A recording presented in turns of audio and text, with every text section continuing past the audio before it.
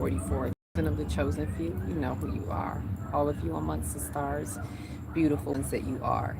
Kings, goddess, all of that. Happy Saturn's Day on what you may call Saturday. I already did a video. You may see it real soon on Saturn. As usual, I mean, I was going to do Saturday Night Live anyway, so living it up, living it up. Oh, yeah. Saturday night.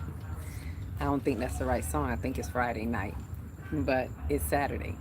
And as usual, I bring you the news to infuse. If you so choose to infuse with this light with myself, celestial earth, and this divine energy essence, reporting to you live, always in dimension number 5, in the fifth element, letting this fifth density light pour down on us and all of that good stuff. And so on this happy Saturn's Day, where Saturn enters into Aries, that's not really my topic, but I'm closing. There was a last piece that you did not catch. You will see that it got cut off. So I'm just going to give it to you right now in the beginning of this video. So if you don't want to watch the whole thing, but you catch the last piece, this was the end of that. So I really got to work with these technologies. I thought I did something. I thought I cleared something, but right at the end it just closed it out. So let me close out with what I was saying about Saturn, and you can watch that video. But I was given basically the storyline of Saturn, and what has been happening for the past 2 years. So if you want to hear the story of Saturn, you may want to go into that. It's titled Happy Saturn's Day. Saturn in Aries. The clock strikes 12, the Saturn story. All right, so you're going to see all of that, yes. I don't be knowing what to name it sometimes. So you're going to see all of that. So I went through the whole journey of Saturn, what Saturn is about, its interplay, its cosmic interplay with Pluto, with the other planets, the whole cosmic conversation, the whole thing about it being a karmic window, and really important. Get to look at it if you get a chance. Please look at it so you can kind of put together the pieces of whatever has been happening in your life, world, and affairs for the past 2 years, that karma was really playing a role. And I don't just mean karma as in you did something to somebody last year, now here's your payback karma. I'm talking about your karmic trauma, the karma trauma that is traveling with you through multiple timelines, right? This is clearing timelines of BS in your soul. So really get a chance to see how Saturn was really implicating us, right? And allowing us to catch those things that may have been seeping, coming through the wormholes in the fabric of time, that's catching us from past lifetimes. And so look at what that is. And as I went through that, I journeyed through with what Saturn is about, the interaction with what it's going to mean going into Aries, right? Initiating that fire to take initiative, to be practical, and knowing that Saturn is about accountability. If you ain't holding yourselves accountable, I don't know what you're doing. It's considering that accountability is your access pass into transcendence. That's your pass granted when you have yourself and hold yourself accountable energetically for the transmissions in time. Okay, because there are, and I explained it in the video, you'll see Saturn has these, there were these counteractions that we needed to have. So it's brought up certain things, being that it is the Lord of Karma and the house of Karma, Pisces. And it was giving us that really karmic window, open, wide open, for you to have that opportunity so you can turn over like what you just heard that car do, right? So let me close out with this last, because I don't want this to all be about Saturn on the Saturday Night Live, right? We got some other juicy stuff to talk about, like entities that have been coming up through these karmic stuff and what's going on with a lot of the 144. We're seeing it clearly. So what I closed out with, that you may see the video ended with, was when there will be another chance. I believe that's when the video cut, when I was saying you got one last chance. So if you miss this boat, if you miss this karmic window, as Saturn seals that deal and closes it out today, because it's shifting out. If you miss that window, which a lot of people may have, you have one last chance, but it's not going to be the same, okay?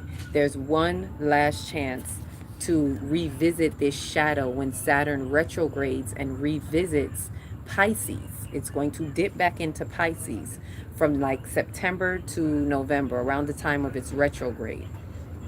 And even then, it will not be as great of a cosmic opportunity as it recently was. The best of the opportunity just happened. Like you wanted the best of it, it just happened.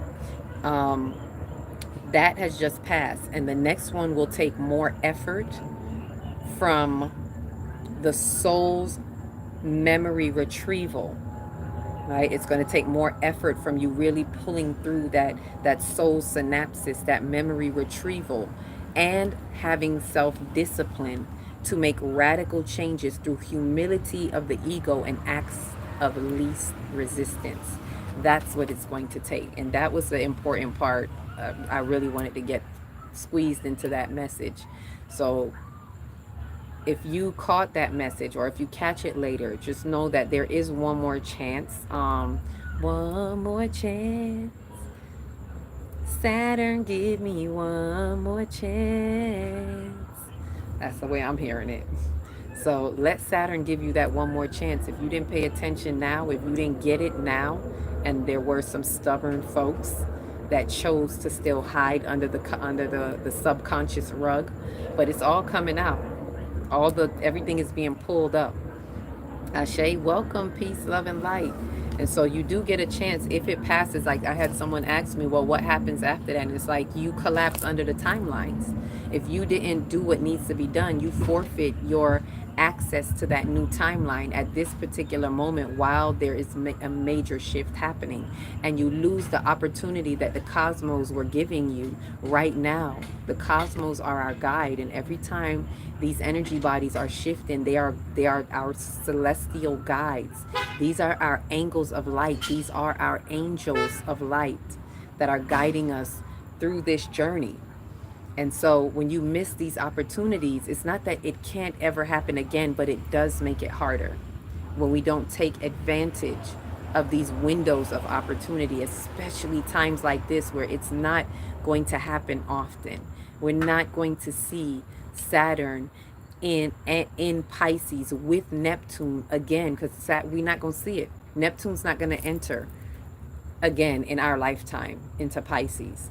Saturn will not be in Pisces again for another 30 years. So whatever you didn't catch now, consider yourself dragging that with you, like that squeaky thing that we heard going by. I don't know if it was in this video or the previous one, but consider yourself dragging that thing along with you for the next however many years until you have another window of opportunity where the stars line up and it opens up an opportunity for you to take advantage. So yeah, it won't, usually the retrogrades, look out for the retrogrades. I'm going to do a video about the retrogrades because it's important, especially there's one coming up later this year where a lot of planets are going to be in retrograde around November. So I'm telling, that's going to be when a lot of things hit people. And again, it's going to take them choosing to put away their foolish pride, choosing to put the ego down, really start practicing shadow work and ego death. If you're not practicing that, you are not preparing yourself to take accountability, which is what Saturn always is checking us with. It feels annoying to people because it makes you have accountability. If you don't do something practical, because we're here to have the experience, so doing is very much a part of it. If you don't do something to counteract what you have been doing, then you forfeit something in your soul, or that passes you by, or that's something else that you carry with you, like that squeaky car, into your soul next lifetime. You're gonna come back with that soot on your soul, right? And for most of us, the chosen ones who are chosen of the chosen, we are clearing up as much karmic debt as possible. So if you were here to clear up, this is what those 2 months were about. If you want to know, out of your whole entire life, I'm going to say this, because when have we seen Neptune in Pisces? So yes, I'm going to say in our whole entire life, this is that now moment opportunity where you have had the time to really release a thick layer of karmic soot that you may have come with from multiple lifetimes, I'm saying. And some people may have chosen to give that up because of their egoic hold, and that's what I wanted to talk about. So kind of segueing into out of the Saturn closure into, which it was a big help, into what a lot of us have been seeing lately. And I can tell that because I can even see in a lot of the feed, there's a lot of talk about those who came up against you, those who have saw you differently and didn't see your power and tried to even siphon out your power. A lot of that has been happening because of those desperate energies. They see these timelines shifting. They see that the veils have been ripped. They see Saturn's exposure. So they know that their time is ended, and it's nothing personal, as I've been saying, but it is that energy behind them that we must understand. And it is here to sink those souls deeper if it can, keep it hell bound. A lot of people don't realize the energies that they're dealing with and the energies that they're entertaining by choosing to be stubborn souls in their ego's foolish pride. That's why it's important to have an ego death experience. It is important to face whatever it is that is coming up for you and look inside of your ego with true accountability of how you show up. This is what our South Node in Libra was about for those past 18 months. It wasn't about seeking revenge and getting justice, from others. And it was about you looking at how you show up, because we can only be accountable for us. And in doing so, we're seeing these energies as the veils fall down. We're seeing these Decepticons. We're seeing these archons, whatever it is that you call them, the parasites that are hinged to the souls of many. And a lot of them have been hiding under pretense, but they can hide no more. This is what I really want us to unveil in the Saturday Night Live. Look around you and see where those have been around you and pretending to be for you and siphoning, because they knew that you had the light. They knew that everything that they had was through you. And they're seeing, and it's the energy behind them. I want to emphasize that they are simply the tools that are being used because they have not done their work. And that's what I want to emphasize. When you do your work, you loosen the grips of the enemy, right? I'm going to have to say it like the church folks say it, the enemy. Keep the enemy off you. That parasitic energy can only come through the things you have not healed and the things you have not dealt with. So if they have gotten caught up in an egoic facade of society and have not done the work to break the illusions, to change the paradigms, to change the perspectives in their mind, because the way the enemy has them, the way that parasite has them believing in the dark shadows, they think that there's still room for that dark shadow to persist as the way it was. And so what a lot of us are seeing in these falsities, especially the 144, you're seeing where it looks foolish. You're seeing where they are still persisting to tell their story, and they're still doing it in a way where they feel as if they're doing you a favor, and they don't realize that they have dropped the ball, that the ball has dropped from beneath them. And because the energies are that desperate, I want us to understand that, yes, it does not matter if you see them. So I say that because some of us may think that we can confront them and that's going to change something. You can speak on it. I'm not saying don't speak on it, especially if your throat chakra has been getting attacked, and you need to speak up, to exercise it, to cut through the vibrations in the vibratory field. You may need to speak, but have no expectations. Accept them as they are. We have to accept that they have ridden themselves to that entity that has taken hold of them, and they take pride in, because their ego, their foolish pride that is still holding on to the grips of their ego, that still feels that it has something to protect, because if it didn't heal, if they didn't heal what they needed to in their personal journey, then their ego still feels like it has something to protect, but they can't see that. And they're so puffed up on pride because that entity has fed them a narrative. And it's almost as if there is a cult happening behind the scenes. Please believe, you don't have to have physical evidence for a cult. They have a cult. You may, if you feel that, let me tell you, what you're feeling is right. what you're feeling is true. If you've been feeling like, man, if I tell somebody this, they're going to think I'm crazy. I don't. I know that there is a cult type covenant that they have in the energy field, in the entity of it. That entity in and of itself has a little cult, a covenant of people that team up together, but they don't know it consciously in the physical realm. And this is what we're seeing. We're seeing the scenes. We're seeing the script. Right? A lot of the 144 right now that is rising, that is especially if you've gotten through this karmic window and you see you've done your work, you removed what you needed to remove. But now you're seeing the script and you're seeing the play and you're seeing the part that they play. Ashe? And so these energies are moving very, I want to say maliciously, malevolently. They are malevolent forces in time.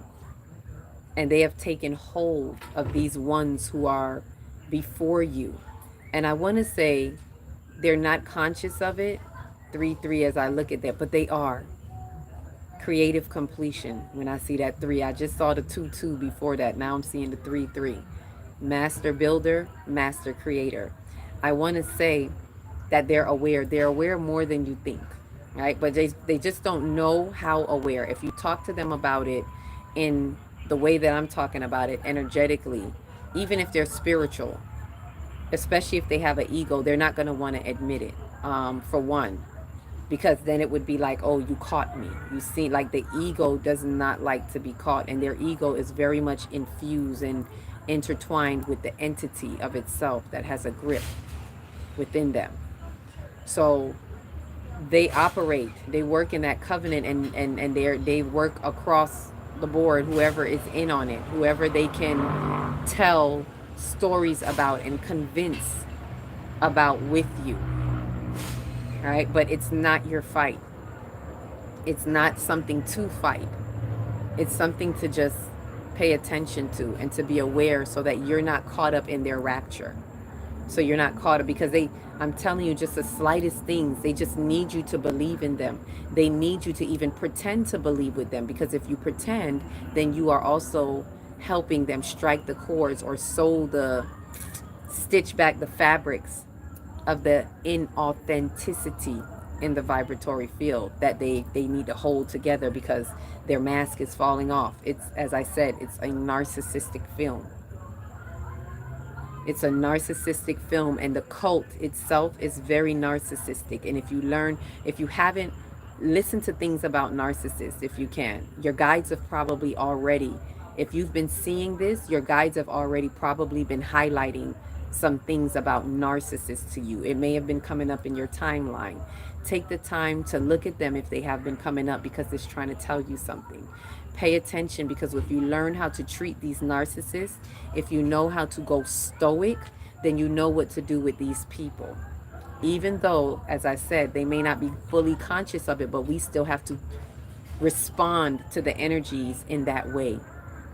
Be stoic so that it tells that energy that is behind them that you're not here to play, that you're not going to adhere or co-sign or have any contractual agreement with them. You are breaking all contracts, and in order to break contracts, you must go stoic with those energies. Do not have dinner with them, because they're not seeking to change anything. They're only going to sit, they're going to pretend that they are going to heed to something. They're going to pretend to listen, but they're not.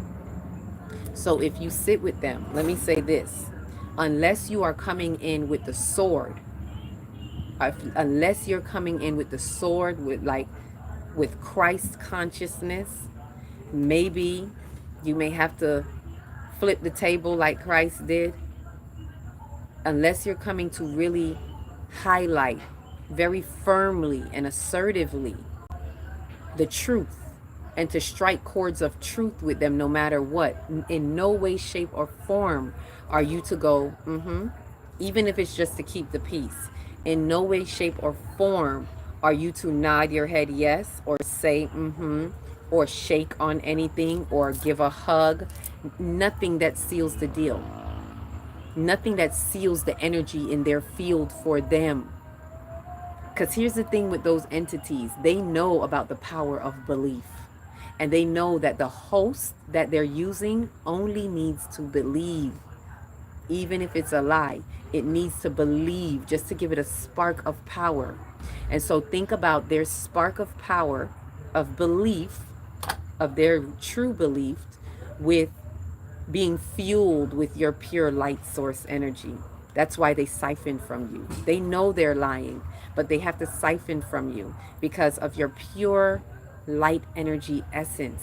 It's like pouring premium fuel into their field of what they're building.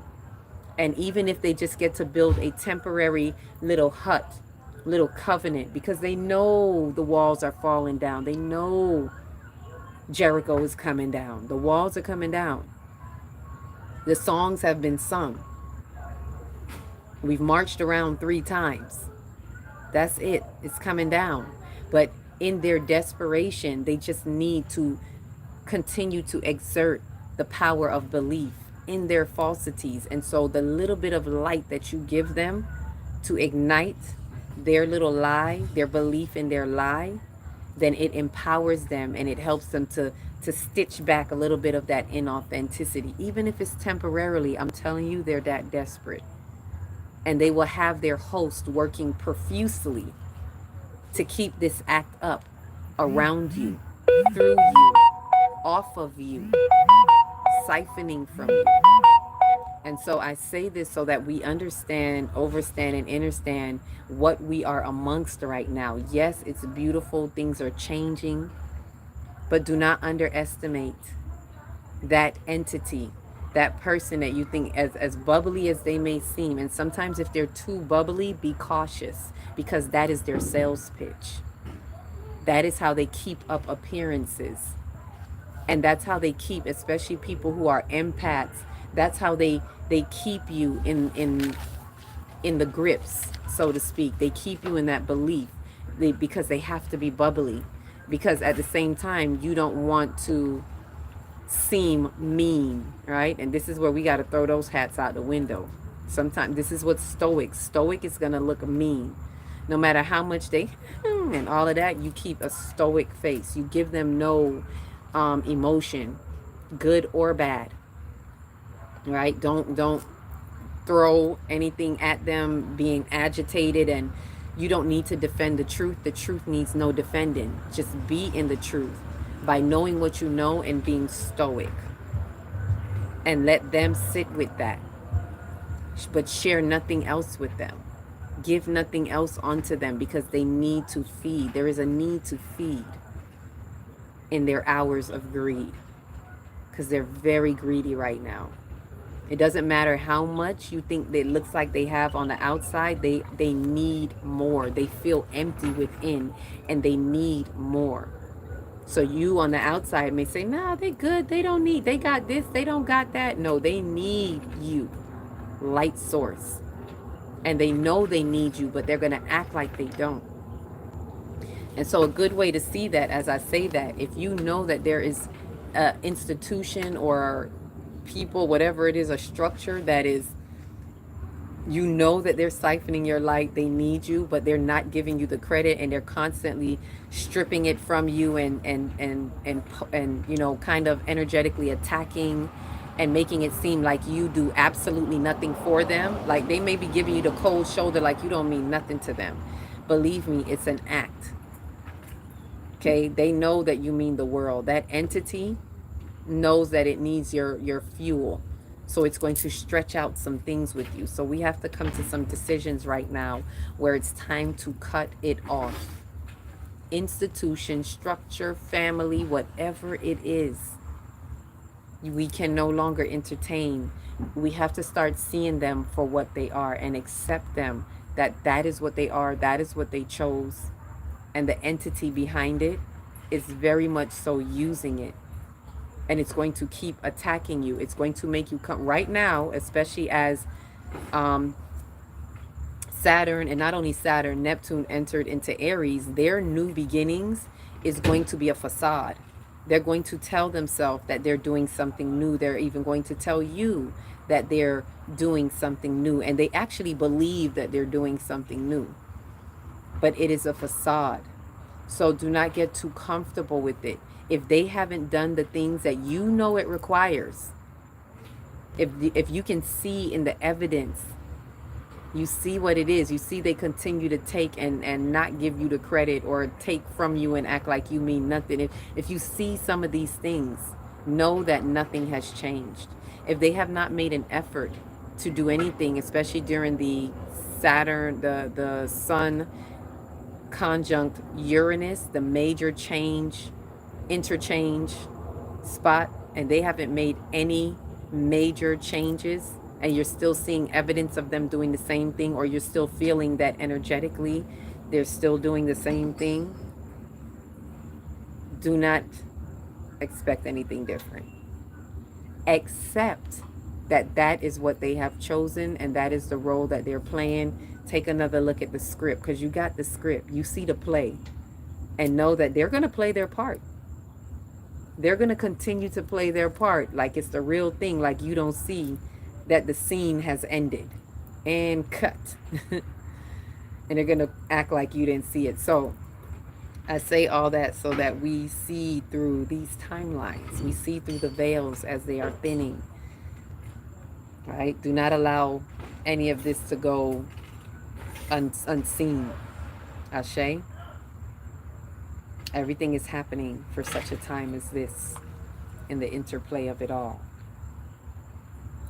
So I invite us, and I want to talk more about these entities, because it's not what you think, and it is what you know. It's not what you think, and it is everything of what you know. We are having to be more responsible as we enter deeper into the fifth dimension, as we enter deeper into the Aquarian age, to be responsible for what we know. It's not enough to rely on what we think. It's not about thinking, it is about knowing. And these energies, it's that sensitive. Please see them for what they are. Please know that they have an agenda. There's an entity agenda, and they're fighting for grips and grabs, and as soon as one falls, another one is fighting for it, and they don't care that they're in a desolate place in space. So I invite us to look into that a little bit deeper, right? Let me know. Thank you for coming through, whoever came through. Let me know if you've been seeing any of these parasites, or whatever you want to throw out there. Thank you for who's that? Scope. I think it's Scope. I can't see right. I see you all the time though, because I can see the icons. So thank you for being here, as long as you have, being a part of this channel as we grow. Keep it growing. Remember to like, subscribe, share, comment, share, light emojis. If you don't have nothing to say, like here, light up some hearts, something, so we can make sure the algorithms get to where it needs to get to, so those who can find their tribe. Maybe I'm just a pathway through. The calendars are still coming out. Thank you for the love right back at you on this Saturn's day.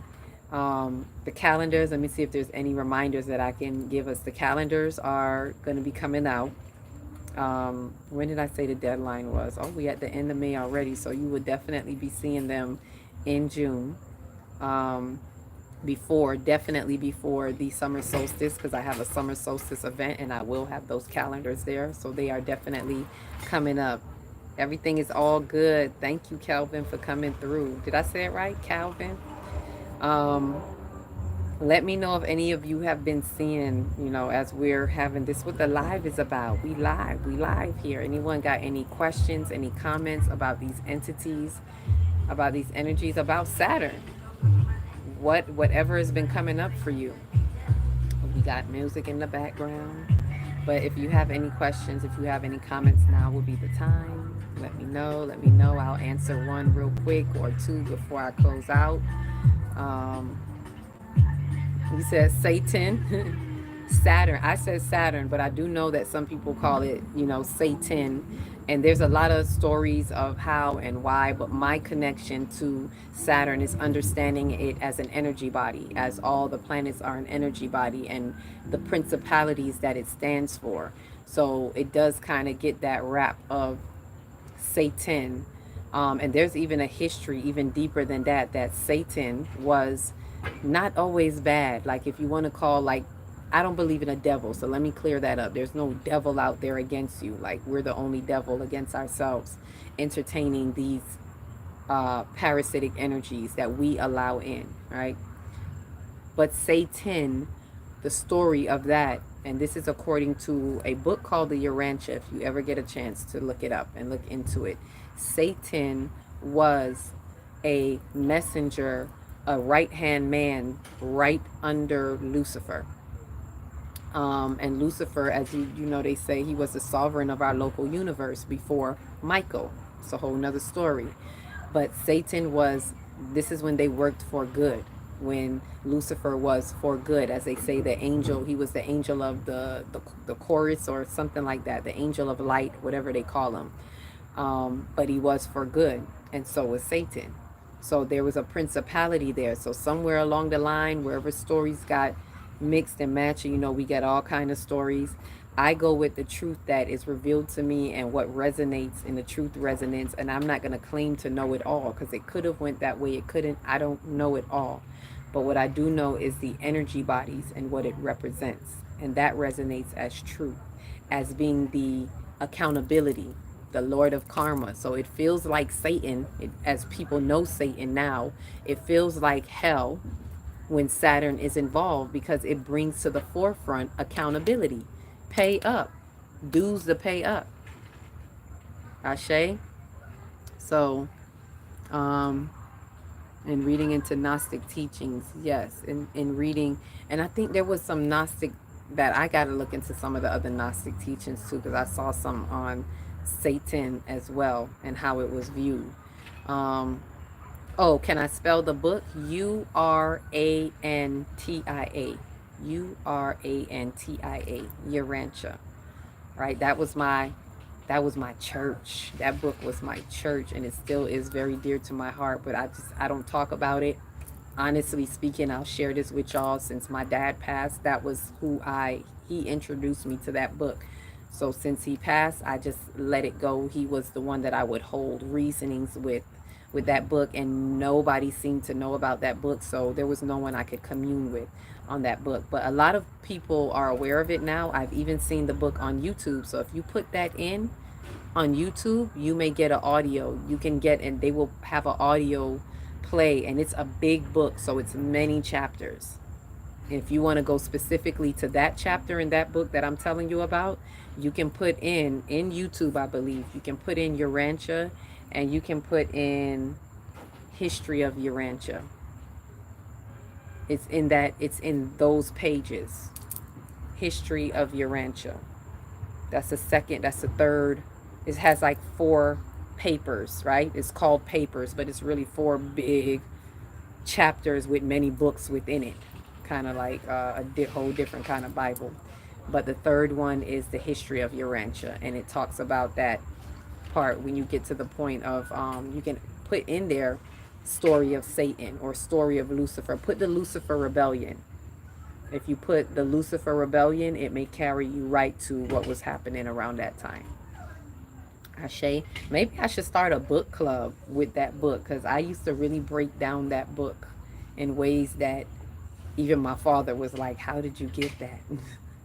But there are not many people that I could go through it with. So yeah, look it up when you get a chance. Let me see what else Calvin is saying. I know it's created. Yep, it's created angels. Then there was a war in the heavens. Yes, that war in the heavens that they speak of has to do with that Lucifer rebellion that I'm speaking of, which had to do with not just in the heavens, but let's say in the celestials of our minds, and here on earth, on the history. They call Urantia earth. That's why it's called Urantia. So in the history of Urantia, meaning the history of earth, that's where that rebellion took place. Yes, look it up. You'll love it. You'll love it. And then let me know if you love it. Let me know if we need to start a book club, if we need to do our own Urantia teachings in and of itself, because I would be happy to open that forum back up and begin to go. It's always been in my heart, and it is a wealth of information in of this universe, not just about this earth, of this universe, universal knowledge, universal Father, understanding source as the source of all source, the worlds of worlds, right? You understand why it says my Father's mansion has many rooms, like it's mansion worlds within worlds within worlds. And so it goes. Ashe, Ashe. Share that message or information we need to down. Oh yeah. I will. I will definitely. Now that you know what? That's a call. Thank you. I will. I'll do more to share that information with this book, because the book is about Bible. Ain't got nothing on this book. This book is thick, right? And I will invite you to read the foreword too. Read the foreword, the beginning. Read it for yourself. You don't got to read the whole thing, just the beginning part, and you'll see why that book is like the book of books. Like it's like let me explain it to you this way. It's like your aunties and uncles telling you about, because it's other beings that are the author of this book, even though scientists will say the author is unknown. Well, duh, because it's not no one known of this place. But, and it's like having your aunties and uncles tell you about you before you came into being, about your mom or dad, because you come from your mom or dad. So it's like your aunties or uncles being like, let me give you the 411. Let me tell you what was really happening with your mom or dad before you came into play, before anything that you came to understand. So it's kind of like giving you the background of not just Earth, Urantia, but also the universe of universe. It's giving you the background to understanding these other local systems in the universe, and how when you look at it, it's like they watch us like real world. Like when I look, I was like, we're like the real world of our local universe, because everybody got their eyes on Earth, on Urantia. They just watching it like it's a hot spot. Like, look what they doing now.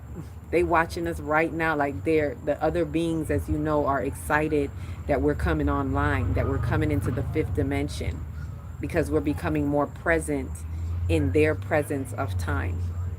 It's only when we get to a certain stage that we'll be able to interact with other mansion worlds. Right now, we're kind of isolated as one of the, what they call it, inhabited worlds. But we're elevating and we're evolving rapidly, especially with the ascension through 5D. So they're anxiously waiting, like, here we go, they coming up. But we are coming up through a lot of stuff. So yeah, we gonna start that book club. Thank you. See, my 1 2 3 is right here. I got it. Y'all with me? So we got Ezra, we got Calvin. Just the three of us. We could start one right now. Anybody else interested? Drop your yes right now. And email me, and we will get this started. We'll have our own little book club, and we could talk a little bit about it here and there on the lives, but in the private meetings, we'll get a lot more out of that. So if you can email, oh, that reminds me, in case if anyone has emailed me and hasn't gotten a response, it's because I had to switch emails. The email is full and I got to figure it out. So email me now. It's still Gmail, but it is akilatextry@gmail.com. And I'm going to see if I can put it in one of the descriptions. AKILAHTEXTRI@gmail.com. Textry@gmail.com. And you can email me for the book club. Those who are still waiting on the workshop for the calendar, and email me if you are wanting to be on the list for the calendar, especially if you already gave any donations, and email me about the, what else is coming up, the retreat, if you're interested in the retreat, so I can start putting that list together as well. The retreat that's coming up at the end of the year. Right, our big retreat in Jamaica, 7-day retreat, y'all. Who's ready? And it's not just females, it's males, it's everybody. It's open to everybody. So it's not just a all girls retreat. It is for all of us that are transcending and ascending in our soul. It's gonna be beautiful. Ashe. So welcome aboard. Can you spell that? I was just gonna say, good thing I looked at that. Let me spell it one more time. AKILAHTEXTRI at gmail.com. AKILAHTEXTRI. Aquila Textry, which is what I was formerly named before I changed it to Celestial Earth in August of last year during the Halls of Amenti transmission that allowed us to change and drop another layer of our human suit, stepping into our alkaline design or our crystalline design. Ashe. So, with that said, love you all. Thank you for those of you who came through and those of you who y'all got me amped for this book club now. I'm like, let's let's get it. You ain't said nothing but a word. Urantia, let's go. Vroom vroom. The Urantia book club. See, I'm so excited. My tongue is tied. The Urantia book club is coming online. We got this. So email me and we gonna get this started. Go look it up though. With that said, love you all who all came through. Each one, reach one, teach one. If you don't know where to start in your big, beautiful heart. Shine your light from the inside out and be the candle that lights the next one and the next one and the next one. Peace, love, and light. Love and light to you too. Your divineness as well. We are all divine. Peace.